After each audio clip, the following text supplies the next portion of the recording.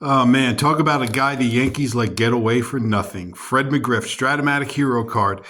Let's take a look at his average totals: 291 average, 34 homers, 96 ribbies, 545 slug, and 394 on base percentage. Let's look at the back of the card here. Yeah, you see all that pop in the one column when he faces left-handed pitching.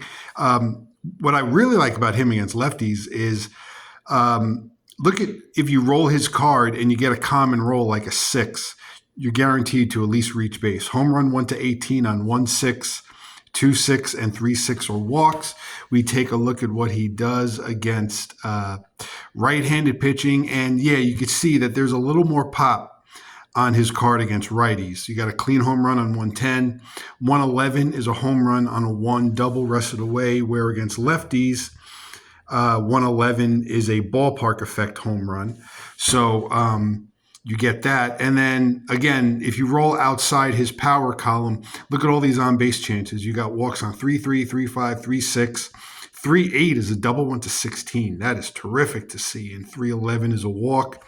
And you got a single here on 2-7. So that's where we're at. Fred McGriff, Stratomatic Hero card.